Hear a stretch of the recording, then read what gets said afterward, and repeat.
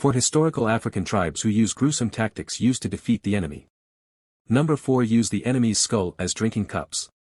Throughout African history, as in many other parts of the world, there have been instances of warfare and conflict where various methods were employed to defeat enemy forces.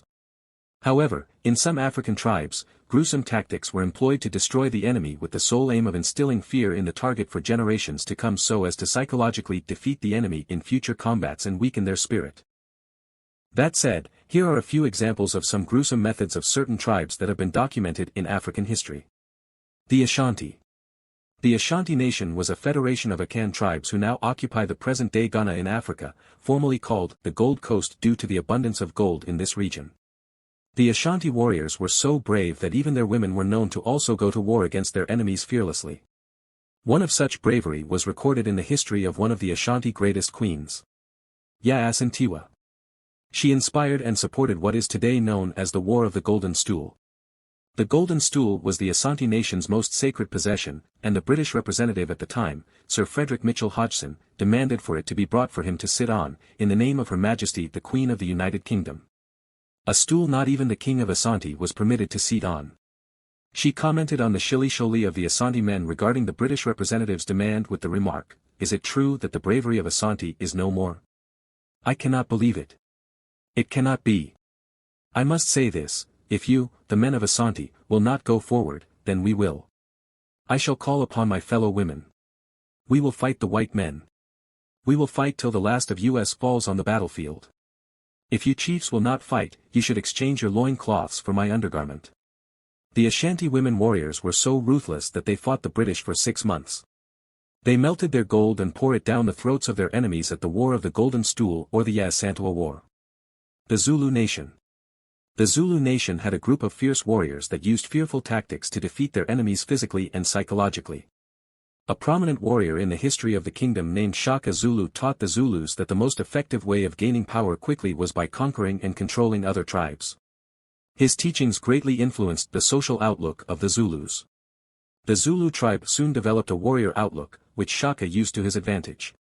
Shaka's hegemony was primarily based on military might, smashing rivals and incorporating scattered remnants into his own army.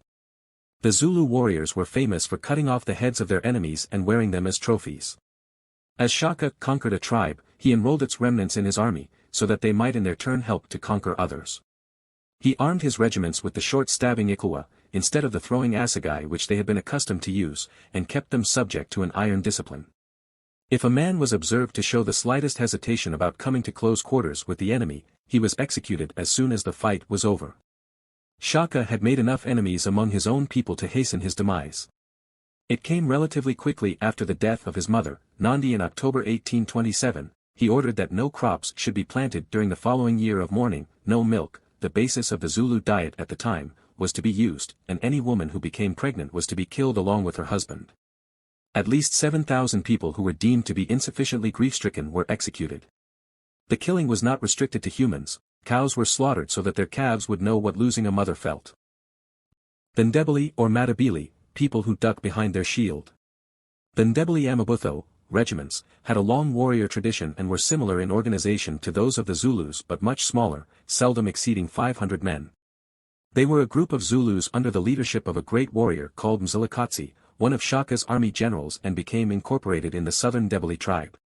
Trained in the new Zulu warfare tactics and being a formidable warrior, he took control of the southern Ndebele. One of the key tactics used by these warriors that struck fear in the hearts of their enemies was that they impale their enemies' heads on spikes and place them in a vantage position where the survivors can see from a distance. The Dahomey Amazons. From the 17th century until the end of the 19th century, there was an incredible army of women warriors named Mino.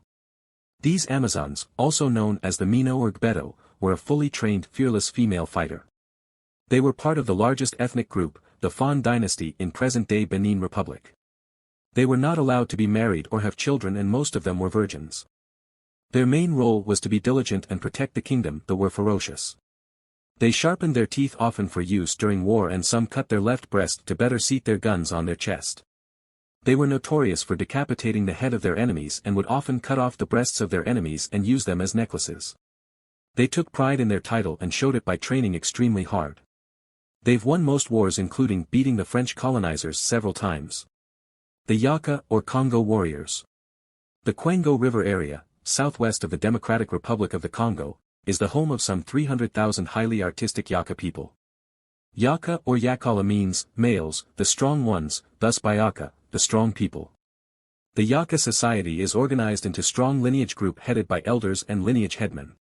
Their paramount chiefs are believed to rule over the underworld as well as the physical realm and can see the activities of witches, called Baloki. They are known to themselves partake in witchcraft and sorcery, receiving tributes and attaining blood debts by taking part in the witches' cannibalistic feasts and further indulge in it by transforming into a wild animal such as a leopard to keep antisocial actions in check.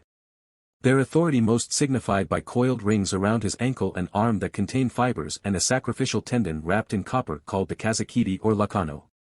Another great signifier of chiefly rulership is the mbile foko, a double-sided sword that is sheathed in a phallus-shaped wood and hide sheath that embodies the founding ancestor and signifies the chief's role in maintaining order and securing food as well as his powers over life and death. It is only unsheathed in the special occasions of execution and warfare.